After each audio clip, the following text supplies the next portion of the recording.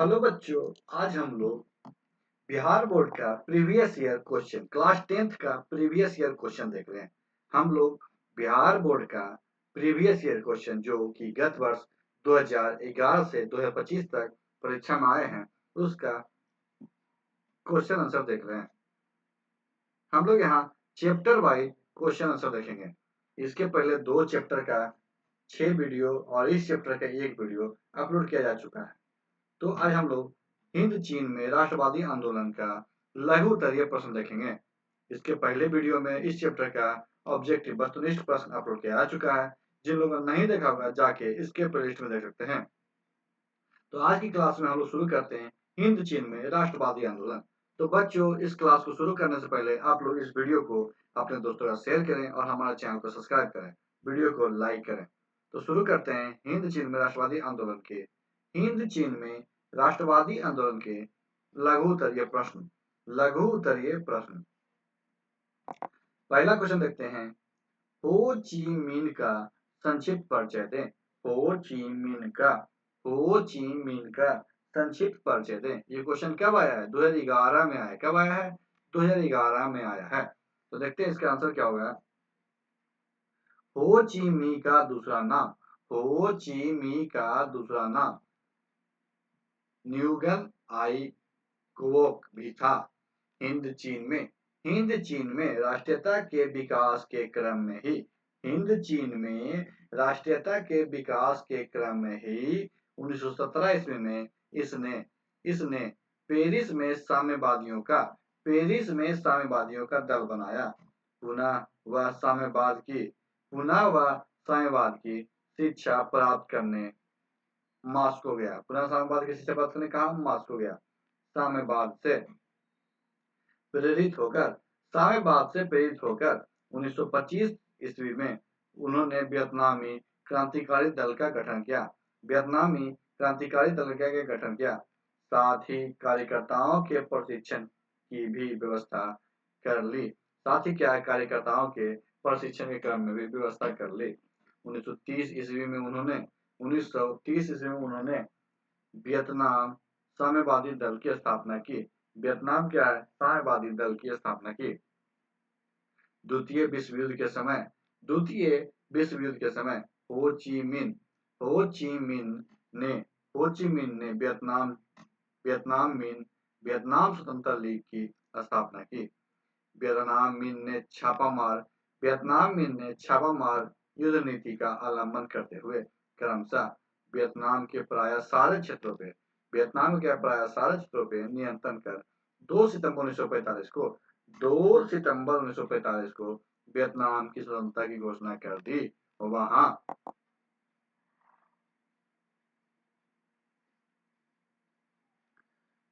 लोकतंत्रीय गणराज्य सरकार को पूर्ण साम्यवादी रूप प्रदान किया।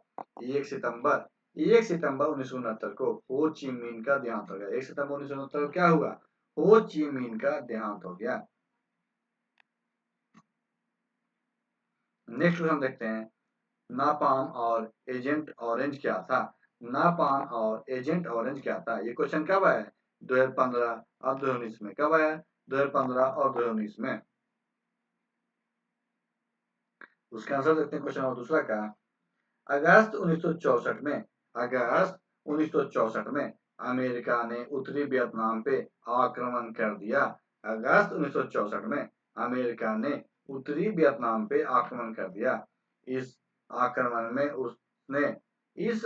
उसने खतरनाक हथियारों, टैंकों और बम वर्धक विमानों का प्रयोग के साथ साथ खतरनाक रासायनिक हथियारों का भी प्रयोग किया। अगस्त 1964 में क्या हुआ? अमेरिका ने उत्तरी वियतनाम पे आक्रमण कर दिया। इस आक्रमण में उसने क्या किया? खतरनाक हथियार, टैंकों एवं बम वर्षक विमानों का व्यापक प्रयोग के साथ साथ खतरनाक रासायनिक हथियारों का भी प्रयोग किया। रासायनिक हथियारों से केवल तोड़फोड़ नहीं होती वरन रासायनिक हथियार से तोड़फोड़ नहीं होती वरन पर इसका पर्यावरण एवं मानव जीवन पर दूरगामी प्रभाव पड़ता है। ऐसे ही कुछ रासायनिक हथियार थे नापाम बम। ऐसे ही कुछ रासायनिक हथियार क्या थे? नापाम बम, एजेंट ऑरेंज और फास्फोरस बम। नापाम बम, एजेंट ऑरेंज और फास्फोरस बम। नापाम बम में नापाम नामक एक कार्बनिक यौगिक होता था। नापाम बम में क्या था? नापाम नामक एक कार्बनिक यौगिक होते हैं जो अग्नि बमों में जो क्या है? अग्नि बमों गैस रिलीज के साथ मिलकर एक ऐसा मिश्रण तैयार करता है जो त्वचा से चिपककर जो क्या है? त्वचा से चिपक जाता है और जलता रहता है। इससे विषैली गैस भी निकलती है। इससे क्या है? विषैली गैस भी निकलती है। एजेंट ऑरेंज एक ऐसा जहर है। एजेंट ऑरेंज एक ऐसा जहर है जिससे एजेंट ऑरेंज क्या है? एक ऐसा जहर है जिससे पेड़ों की पत्तियां तुरंत झुलस जाती है। पेड़ों की पत्तियां क्या है? तुरंत झुलस जाती है एवं पेड़ मर जाते हैं। जंगलों को खत्म करने में जंगलों को खत्म करने में इसका प्रयोग किया जाता है। इसका नाम ऑरेंज इसका नाम ऑरेंज पट्टियों में रखे जाने के कारण पड़ा है। इसका नाम क्या है? ऑरेंज पट्टियों में रखे जाने के कारण पड़ा है। वियतनाम युद्ध में अमेरिका ने वियतनाम में युद्ध में अमेरिका ने इसका इस्तेमाल जंगलों के साथ साथ खेतों तथा आबादी पे भी जमकर किया था। क्या था? आबादी था खेतों पे जमकर किया था। इस क्षेत्र में इसका असर जन्मजात विकलांगता इस क्षेत्र में क्या है? इसका असर जन्मजात विकलांगता तथा कैंसर के रूप में आज भी देखी जा सकती है। कैंसर के रूप में क्या आज भी देखी जा सकती है। हो ची मिन्ह हो ची मिन्ह वर्तमान वियतनाम के जनक थे। क्या थे? वर्तमान वियतनाम के जनक थे। और देखते हैं तीसरा क्वेश्चन क्या है।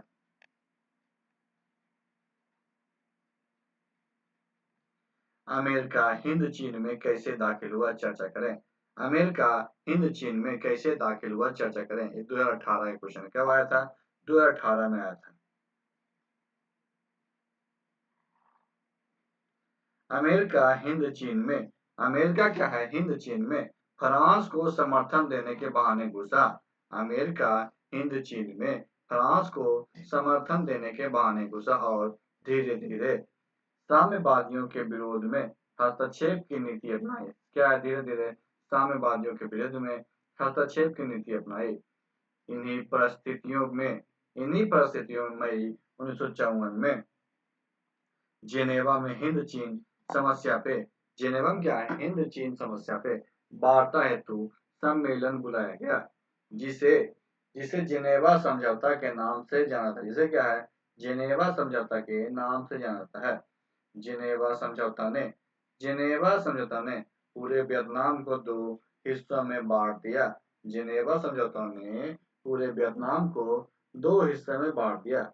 उत्तरी और दक्षिणी वियतनाम उत्तरी और दक्षिणी वियतनाम उत्तरी वियतनाम में साम्यवाद उत्तरी वियतनाम में साम्यवाद समर्थित सरकार बनी जबकि जबकि दक्षिणी वियतनाम में अमेरिका समर्थित पूंजीवादी सरकार बाओदई के नेतृत्व में बनी। अमेरिका समर्थित बाओदई सरकार का अमेरिका समर्थित बाओदई सरकार क्या है? संचालन न्यू दियम के हाथों में था। नेक्स्ट क्वेश्चन देखते हैं चौथा क्या है।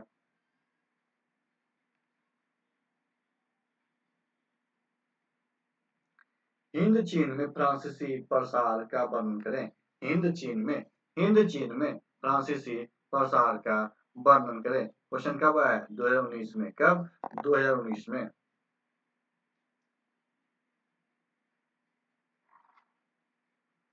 हिंद चीन आने वाले यूरोपियों में हिंद चीन आने वाले यूरोपियों में पुर्तगाली, डच, स्पेन, अंग्रेज तथा फ्रांसीसी थे।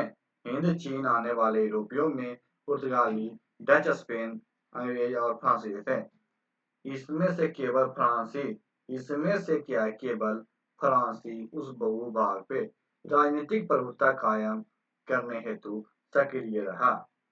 1747 ईस्वी में फ्रांस ने 1747 ईस्वी में फ्रांस ने व्यापार के उद्देश्य से अन्नाम के क्या है? साथ राजनीतिक संबंध बनाया।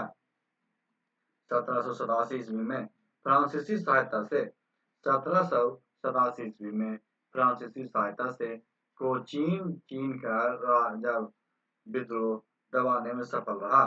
फलतः दोनों में संधि होगी। फलतः क्या है? दोनों में संधि होगी।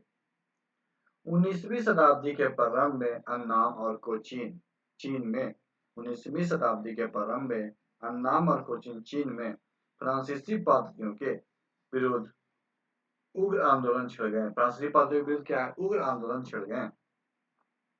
फ्रांस ने सैन्य बल पे 1862 ईस्वी में 1862 अन्नाम के संधि के लिए बाध्य किया। 1863 ईस्वी में कंबोडिया भी 1863 ईस्वी में कंबोडिया भी फ्रांस का संरक्षित राज्य बन गया। फ्रांस क्या है? संरक्षित राज्य बन गया। 1873 में फ्रांस ने 1873 में फ्रांस ने तोकीन के कुछ भागों पे अपनी सत्ता स्थापित कर ली। 1844 ईस्वी में फ्रांस ने 1844 ईस्वी में फ्रांस ने अन्नाम को अपनी संरक्षित राज्य बना लिया। 1893 ईस्वी में फ्रांस ने 1893 ईस्वी में फ्रांस ने लाओस के रूप में नया फ्रांसीसी संरक्षित क्षेत्र बनाया। नया क्या है? फ्रांसीसी संरक्षित क्षेत्र बनाया, जिसमें 1904 ईस्वी में कुछ और क्षेत्र जोड़े गए। क्या है? कुछ और क्षेत्र जोड़े गए। इस प्रकार 20वीं शताब्दी के प्रारंभ होते ही क्या है? 20वीं शताब्दी के प्रारंभ होते ही संपूर्ण हिंद चीन फ्रांस की अधीनता में आ गया। संपूर्ण हिंद चीन क्या है? फ्रांस की अधीनता में आ गया। देखते हैं क्वेश्चन नंबर 5वां।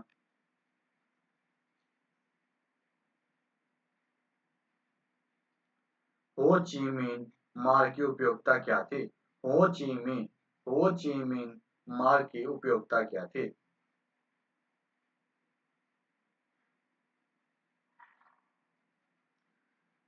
अमेरिकी युद्ध में उत्तर से दक्षिण वियतनाम अमेरिकी युद्ध में क्या? उत्तर से दक्षिण वियतनाम को रसद और सैनिक सहायता हो ची मिन्ह मार्ग द्वारा पहुंचाई गई थी। अमेरिकी युद्ध में क्या हुआ? उत्तर से दक्षिणी वियतनाम को रसद और सैनिक सहायता हो ची मिन्ह मार्ग द्वारा पहुंचाई गई थी।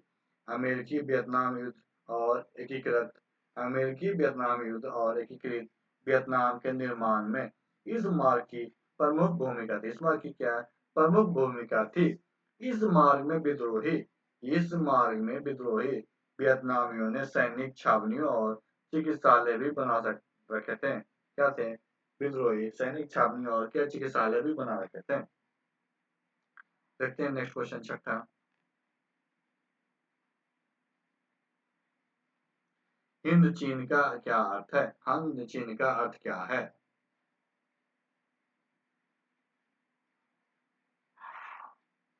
हिंद चीन का तात्पर्य तत्कालिक 2.8 लाख वर्ग किलोमीटर में फैले उस प्रायद्वीपीय क्षेत्र से है। हिंद चीन का तात्पर्य क्या है? तो हिंद चीन का तात्पर्य तत्कालिक 2.8 लाख वर्ग किलोमीटर में फैले उस प्रायद्वीपीय क्षेत्र से, जिसमें आज के वियतनाम, लाओस और कंबोडिया के क्षेत्र आते हैं। क्या आते हैं? वियतनाम, लाओस और कंबोडिया के क्षेत्र आते हैं। इसकी उत्तरी सीमा म्यांमार एवं चीन को छूती है। इसकी उत्तरी सीमा म्यांमार एवं चीन को छूती है। दक्षिण में चीन सागर और इसके पश्चिम में म्यांमार का क्षेत्र पड़ता है। दक्षिण में क्या है? चीन सागर और पश्चिम में म्यांमार का क्षेत्र पड़ता है। अब हम क्वेश्चन नंबर 7वां देखते हैं। वियतनाम में राष्ट्रवाद के उदय के कारण बताइए। वियतनाम में राष्ट्रवाद के उदय के कारण बताइए। वियतनाम में राष्ट्रवाद के उदय के प्रमुख कारण निम्नलिखित है। वियतनाम में राष्ट्रवाद के उदय के प्रमुख कारण निम्नलिखित है। कौन कौन है? 1929-30 की विश्वव्यापी आर्थिक मंदी। 1929-30 की क्या है? विश्वव्यापी आर्थिक मंदी। औपनिवेशिक सरकार की शोषणकारी नीति। किसानों पे बढ़ता बोझ। गरीबी तथा बेरोजगारी की समस्या। क्या है? बेरोजगारी की समस्या। नेक्स्ट क्वेश्चन देखते हैं। होहा होहा आंदोलन का क्या उद्देश्य था? होहा होहा आंदोलन का क्या उद्देश्य था? ये क्वेश्चन 2024 में है।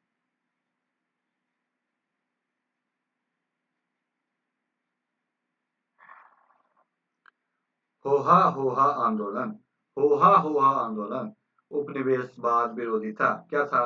उपनिवेशवाद विरोधी था। यह आंदोलन 1939 में, यह आंदोलन क्या 1939 में वियतनाम में पर आरंभ हुआ। कहाँ आरंभ हुआ?